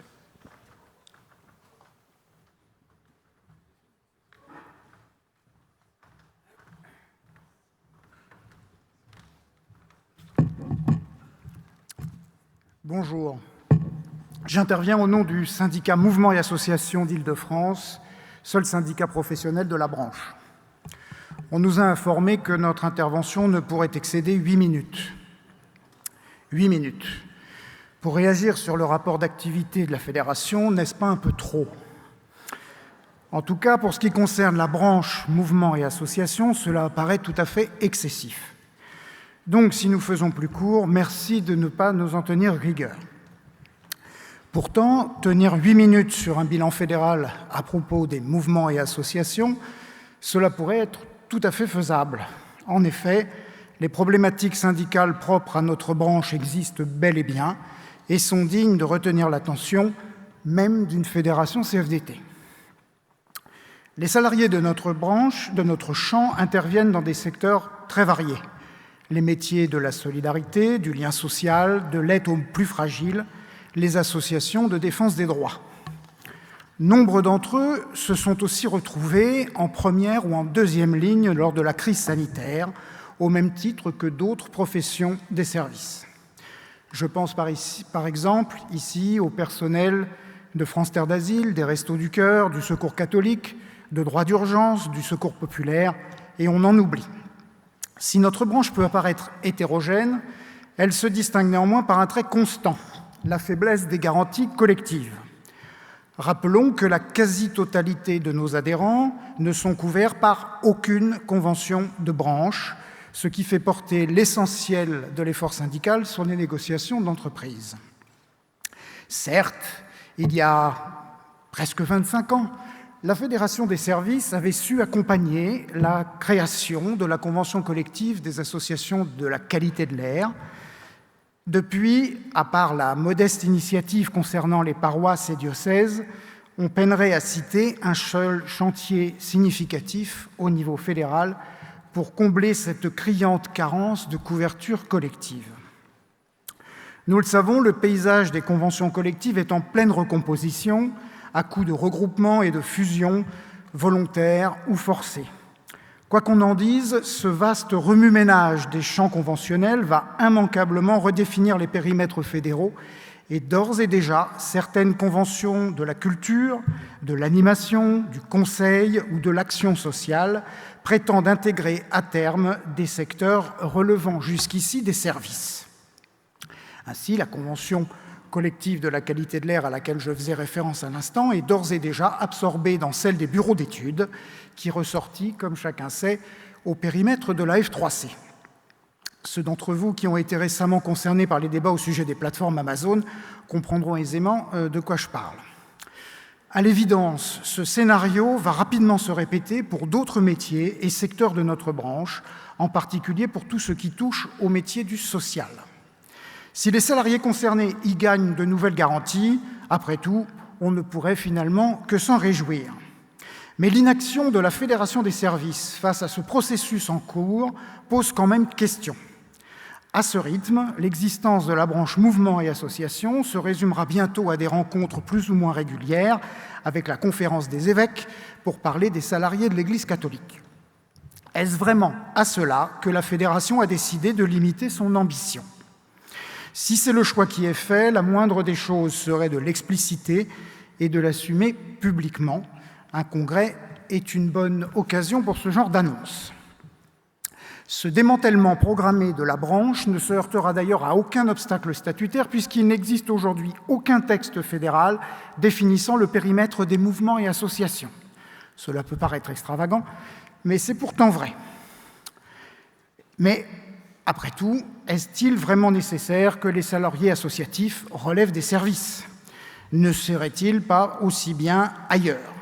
La question est posée. De notre point de vue, elle mérite qu'on y apporte, et rapidement, une réponse concrète et pas simplement technico-bureaucratique. Les mouvements et associations appartiennent à ce qu'il est convenu d'appeler l'économie sociale et solidaire. Sous l'effet conjugué de directives européennes et des mesures gouvernementales successives, ce tiers-secteur subit de fortes transformations d'ordre économique et juridique. Elles ont des conséquences directes sur la pérennité même de nos structures, sur leur capacité à agir, sur l'emploi associatif, sur nos métiers et sur nos conditions de travail. Le premier quinquennat Macron a rayé d'un trait de plume 250 000 emplois aidés, dont la moitié dans le secteur non marchand. Certes, le recours à ce type de contrat n'a pas toujours été sans ambiguïté et nous avons pu critiquer syndicalement l'instrumentalisation et les effets d'aubaine auxquels ils ont parfois donné lieu. Mais il n'en reste pas moins que cette décision massive et brutale a fragilisé des pans entiers de l'activité associative, ce qui était d'ailleurs un des buts recherchés par un gouvernement néolibéral pour qui l'idée même d'une activité non lucrative fait figure d'hérésie. Un plan social de 250 000 emplois, cela pouvait quand même retenir un peu l'attention, susciter une réflexion, un diagnostic, une parole publique, des actions. La Fédération des services est restée aux abonnés absents. L'offensive idéologique contre la vie associative et ses moyens d'action n'a depuis cessé de s'amplifier. Tout ce qui touche à l'exercice de la citoyenneté, à l'accès aux droits, à la solidarité est désormais suspect, régulièrement soumis à des injonctions sécuritaires ou à des mesures de pure censure politique. Des associations ayant des positions jugées trop critiques voient ainsi leur financement public remis en cause, voire purement et simplement supprimé. Par ailleurs, les associations doivent se plier de façon croissante à un certain nombre de règles financières et économiques, les assimilant aux entreprises du secteur concurrentiel, alors que leur modèle est historiquement en rupture avec les dictates de la rentabilité commerciale. Ainsi, l'économie dite sociale et solidaire est désormais le théâtre de jeux de type capitalistique, dont la seule préoccupation est de s'emparer de parts de marché au détriment de la qualité du service rendu au public et au mépris du travail des professionnels. Les grandes manœuvres du groupe SOS, par exemple, dont on connaît les accointances avec le macronisme en marche, illustrent jusqu'à la caricature ce projet politique de dévitalisation de la vie associative et d'inféodation de son action aux logiques marchandes. Ces phénomènes ont des effets dévastateurs sur le quotidien d'un nombre croissant de nos adhérents. Ils participent du même programme réactionnaire mis en œuvre depuis des années, ce programme qui détruit nos services publics, démantèle méthodiquement notre système de protection sociale et menace aujourd'hui nos garanties individuelles et les libertés publiques. Au cours des 4 dernières années, sur ces menaces, sur ces bouleversements, l'encéphalogramme fédéral est demeuré désespérément plat. Pour redresser la barre, il ne faudra plus qu'un édito dans Information ou un petit paragraphe dans un texte d'orientation. Il y faudrait une réelle compréhension politique des enjeux et une véritable volonté pour agir. Finalement, vous voyez, on peut parler 8 minutes sur le sujet. Il suffit d'évoquer les problématiques propres à notre branche, qui sont généralement méconnues, voire négligées. Surtout, il suffit, hélas, d'évoquer tout ce qui aurait dû être fait, tout ce qui pourrait se faire, si seulement. Tout ce qui se fera, peut-être, un jour, dans le champ de la Fédération des services, peut-être, peut-être pas. L'avenir le dira. En attendant, nous ne voterons évidemment pas le quitus. Bon congrès à tous.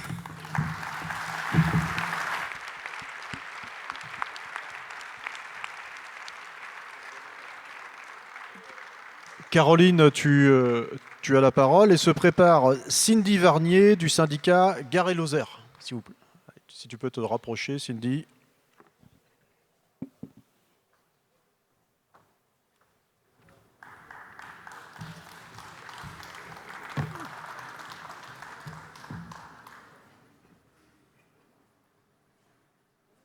Ah voilà, ça c'est moi.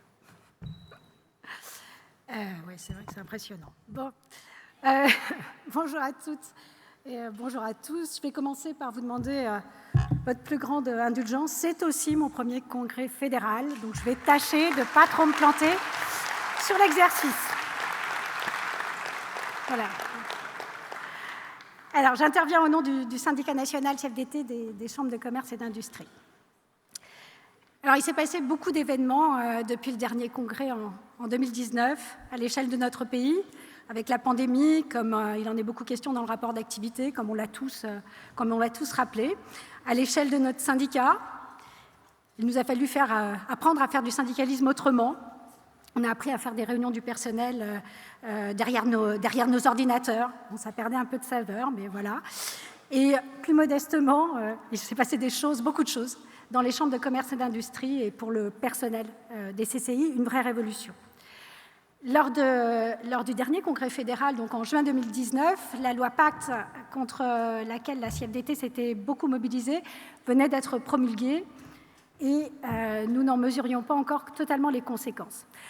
Aujourd'hui, les chambres de commerce et d'industrie restent des établissements publics à caractère administratif, bien qu'elles embauchent des salariés de droit privé.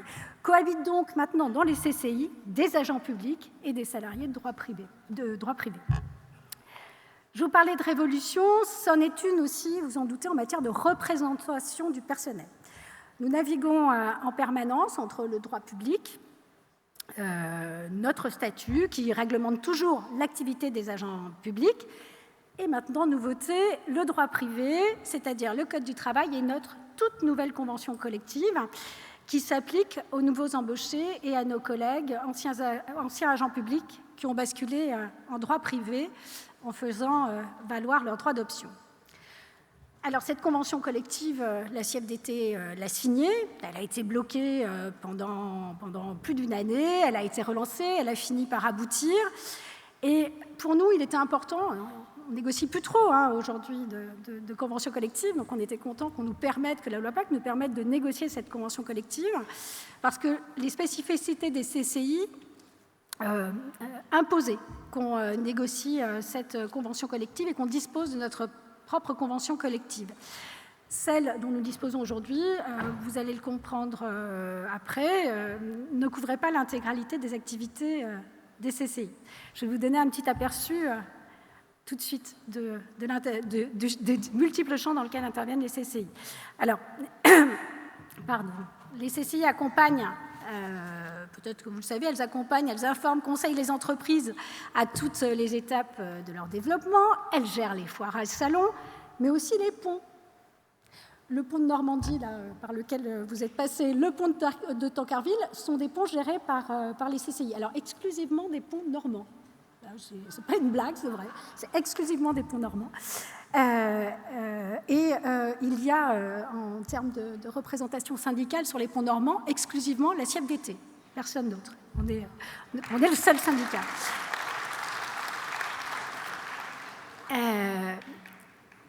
Une autre partie des activités des CCI, un gros morceau aussi, c'est la formation. Les CCI sont deuxième formateur après l'éducation nationale. Alors on vient très très loin derrière. Elles forment majoritairement des apprentis, mais interviennent aussi en formation professionnelle pour adultes, et puis elles interviennent aussi en formation à l'international. Les CCI emploient donc des conseillers d'entreprise, des coordinateurs d'équipe, des chefs de chantier, des professeurs, et la liste est longue. Vous imaginez la complexité de la négociation de cette convention lorsqu'on aborde les conditions de travail de l'ensemble du personnel. Alors cette convention collective, elle a été signée en janvier dernier. Il reste encore un grand nombre de thèmes à négocier, qui feront l'objet d'accords nationaux entre la tête du réseau, CCI France, et les organisations syndicales représentatives, CCI France, donc la tête du réseau, qui joue la montre, parce qu'ils ont renvoyé les négociations en septembre prochain. En faisant basculer les CCI dans une partie de secteur privé, on a aussi découvert les joies des instances représentatives du privé. Alors, exit nos commissions paritaires régionales, bonjour les CSE. Sincèrement, pour l'instant, on ne voit pas la différence. Le collège employeur est toujours aussi sourd à nos demandes, il est fidèle à lui-même.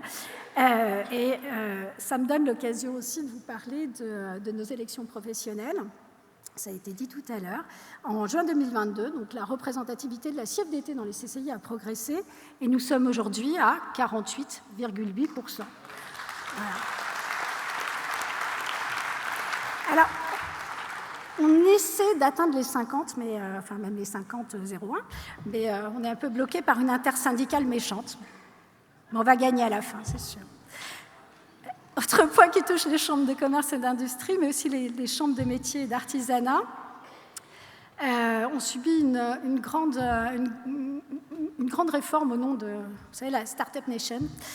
Et l'État a décidé donc de dématérialiser toutes les démarches de formalité des entreprises, c'est-à-dire la création, la transmission et la cessation des entreprises. Et donc, elle a demandé à l'Institut national de la propriété industrielle la création d'une plateforme numérique qui s'appelle le guichet unique. Donc non seulement ce projet interministériel ne tient absolument pas compte de la fracture numérique, on a une partie des commerçants, plus de 10%, qui n'arrivent pas qui sont totalement éloignés du numérique, mais en plus, évidemment, une partie de nos collègues, plus de la moitié des postes attachés au centre des formalités ont disparu, et nos collègues donc, ont vu leurs postes supprimés par la fermeture, par l'ouverture de ce guichet unique et par la fermeture des centres de formalité. Alors, ce guichet unique qui devait être opérationnel depuis pas mal de temps ne le sera qu'au 1er juillet prochain. La plateforme n'est pas prête, elle bug encore fréquemment. Et donc, nous nous sommes donc associés en action commune avec d'autres structures CFDT. Et on a commencé à travailler en collaboration totale avec l'INPI, l'INSEE, la DGFI, les CMA, donc les chambres de métiers et d'industrie, et les CCI, ce qui a débouché sur ce fameux report qui n'arrivera qu'au mois de juillet du guichet unique. Voilà, j'aurais pu aussi vous parler de nos écoles et de la formation professionnelle avec la loi Avenir professionnel qui fait basculer dans certaines régions, alors je pense à Paris-Île-de-France ou à l'Occitanie, dans un libéralisme de la formation et de nos écoles et une course à la rentabilité qui sont effrayants. Mais voilà, j'ai peur d'être un peu trop longue. Voilà, comme vous le voyez, le travail syndical ne manque pas dans les CCI. Il nous reste encore pas mal de boulot. Et à commencer évidemment par la formation de nos nouveaux camarades qui sont venus nous rejoindre ces derniers temps. Et voilà. Et notre objectif, évidemment, c'est de leur apporter nos valeurs syndicales de la CFDT et qu'on puisse enfin pouvoir atteindre le plus et les 50%. Voilà. Merci de votre écoute et bon congrès à tous. Donc Cindy, tu as la parole et se rapproche de la scène Sébastien Vogue du syndicat Loire et Haute-Loire.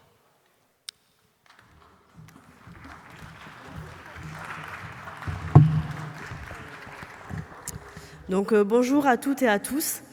Donc le syndicat des services Gare Lozère souhaite faire son intervention à double voix avec Katiba, jeune militante qui parlera de l'avenir, et moi-même Cindy, secrétaire générale, qui parlera du passé et de notre actualité. Je pense que ces 4 dernières années vécues ont été sans précédent.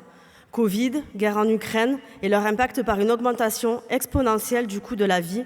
Et pour parachever ces années, la fameuse réforme des retraites et le mépris de l'État. Pour notre fédération, ce fut tout en même temps. Et en seconde ligne, nous n'avons pas oublié les bas salaires, la pénibilité au travail, carrière hachée, égalité professionnelle, VSS, etc. Autant de femmes et d'hommes dans nos secteurs qui sont et seront encore plus impactés avec la réforme des retraites. À travers moi, le syndicat des services Gare Lozère souhaite parler des difficultés que nos représentants du personnel rencontrent dans leurs entreprises, mais aussi de leurs liens avec la fédération.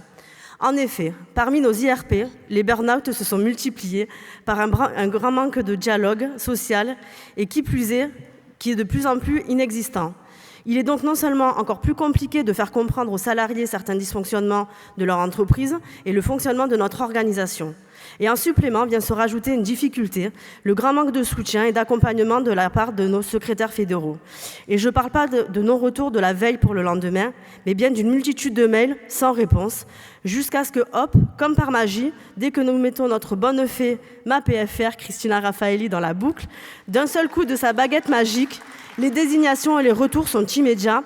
Et pour ça, et pour son soutien sans faille, tout notre bureau l'en remercie.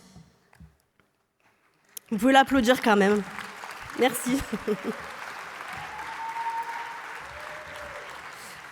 Alors attention, je ne mets bien entendu pas tout le monde dans le même sac. Ils se reconnaîtront. Mais nous souhaiterions instamment et absolument que notre Fédé entende les difficultés de nos délégués syndicaux afin d'éviter par découragement des démissions. Nous souhaiterions également que soient mis en place des CORES plus régulièrement dans nos bassins afin d'avoir des liens directs avec nos secrétaires nationaux, que les formations soient enfin plus souvent en local pour ne pas pénaliser les militants souhaitant se former mais ayant des contraintes de déplacement liées à leur vie perso. Maintenant, parlons de choses positives. Malgré le passage de la réforme des retraites, le syndicalisme a repris une belle image, notamment par le fait que nous n'ayons fait qu'un avec les autres organisations syndicales, en ne parlant que d'une seule et même voix, ce qui n'était pas arrivé depuis 2012. Essayons de continuer en ce sens sur notre champ d'activité. Merci à Laurent Berger ainsi qu'à son équipe pour la mobilisation, la médiatisation et les informations que nous avons eues tout au long de ces mois de bras de fer.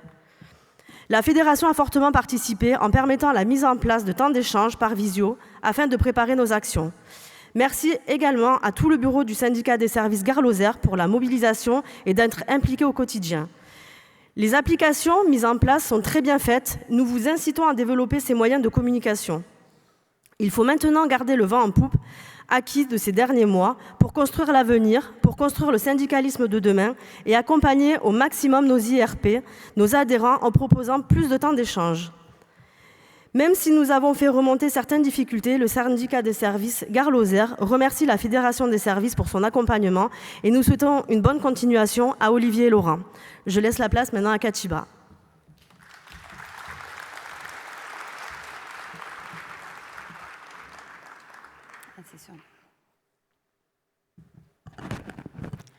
Bonjour à tous et à toutes.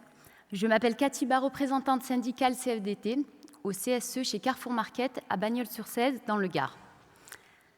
Pour moi, la CFDT a été un moyen d'émancipation, tout autant dans ma vie professionnelle que personnelle. Une équipe à l'écoute, un accompagnement, des informations, un parcours constructif qui m'a permis de trouver ma place et préparer l'avenir. Je tenais à les remercier.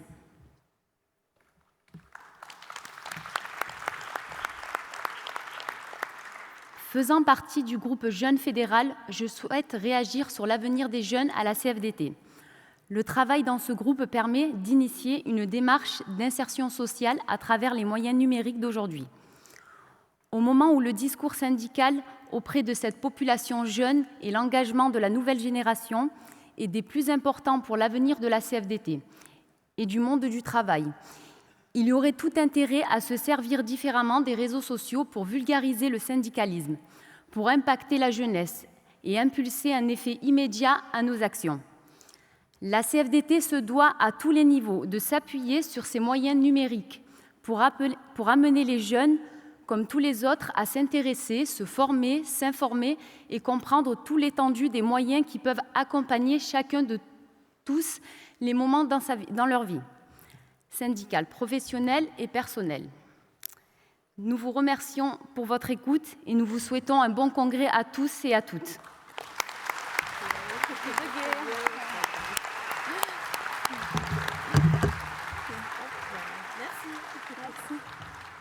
Merci. Sébastien, tu as la parole.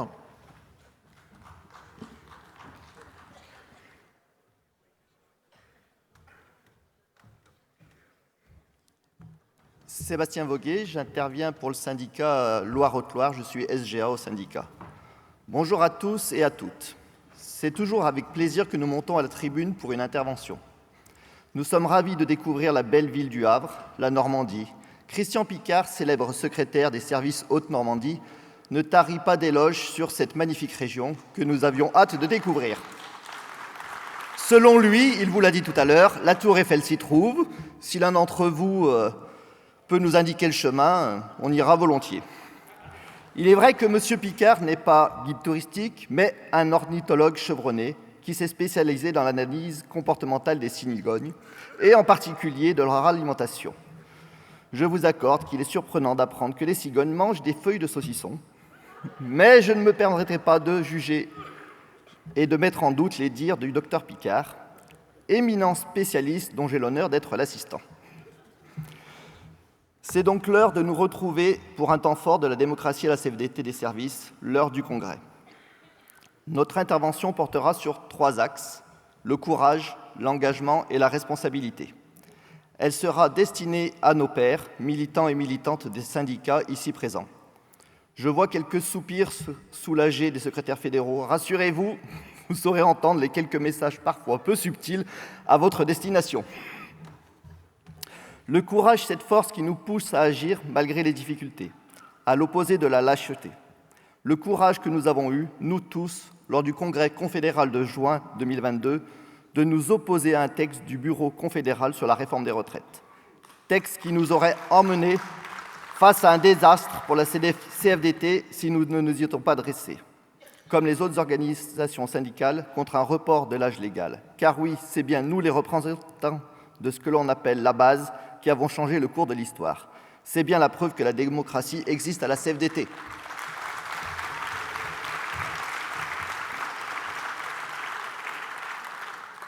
Elle existe, oui, et le courage, c'est aussi de se remettre en cause, d'accepter la difficulté et de ne pas chercher à la fuir, mais plutôt d'affronter et d'en sortir grandi et plus riche. Vous le savez, nous choisirons cette semaine les membres du bureau de la Fédération des services pour les 4 années à venir. Nous, syndicats, avons la possibilité de présenter des candidats.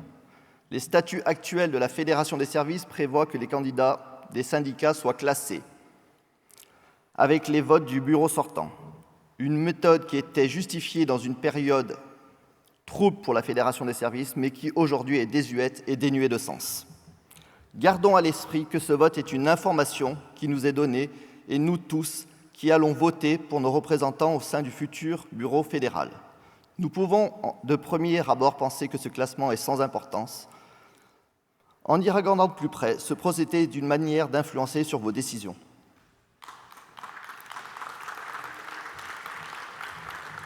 Le conseil et l'influence ne sont pas la même chose. Le conseil est argumenté et c'est celui qui apporte les éléments qui permettent de choisir avec discernement.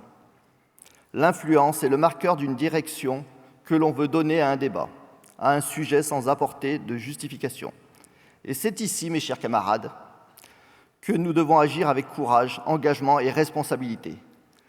Ce congrès n'étant pas statutaire, le syndicat des services Loire-Haute-Loire n'a pas pu demander au débat un amendement sur la modification de ce statut. Mais pour autant, nous avons le devoir de vous faire part de ce que nous avons pu constater au fil des années à ce sujet. Nous présentons 2 candidats, avec fierté, Guillaume Touminet et Karine Révolier. C'est la première fois que Karine se présente. Karine est une femme de valeur, une militante posée, réfléchie, avec une aura qui vous enrobe d'un mélange savant de douceur et de fermeté.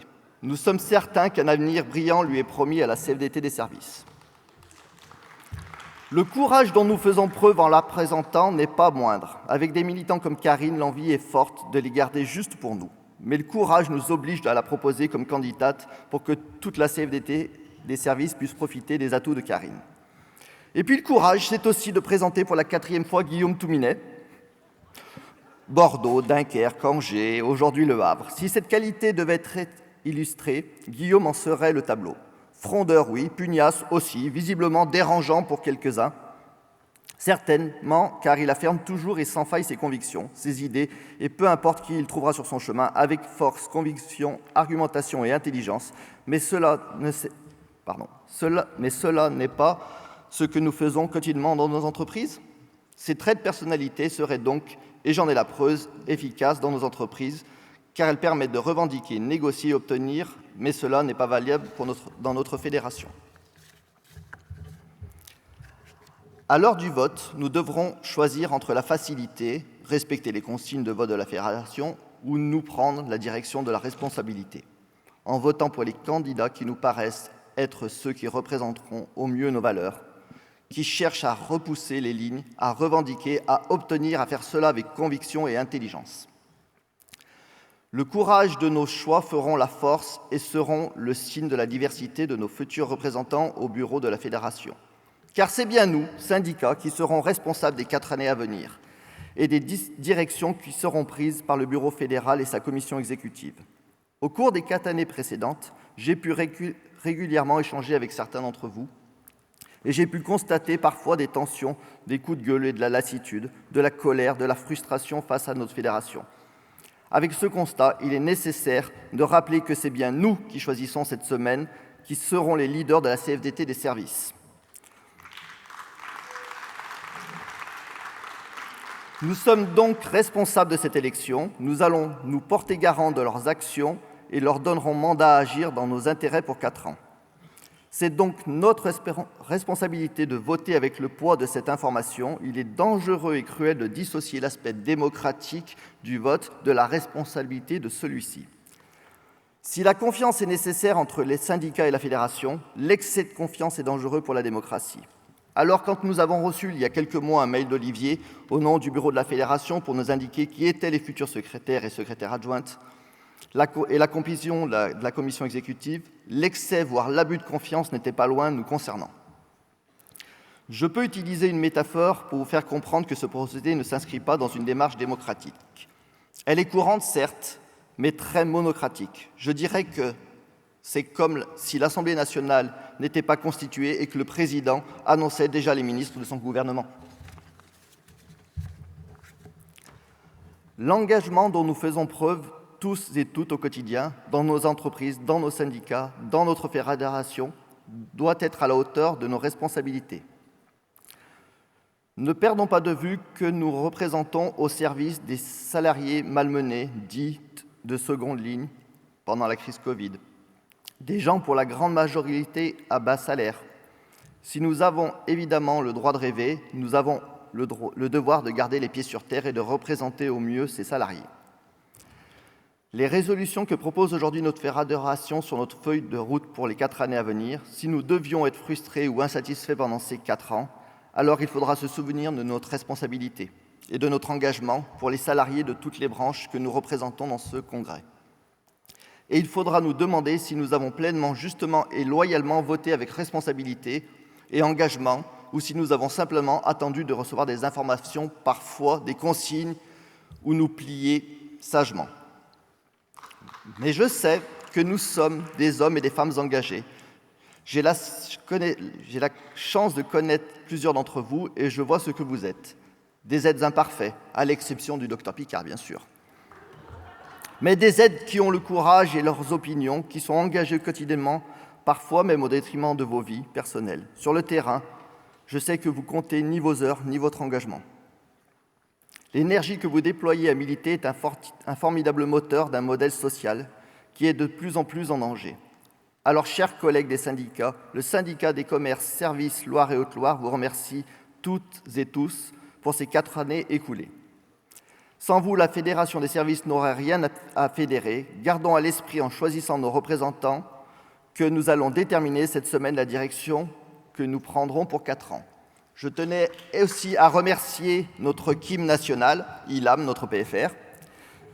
Et je terminerai cette intervention par une citation de l'abbé Pierre qui était normand. « La responsabilité de chacun implique 2 actes, vouloir savoir et oser dire. » Merci.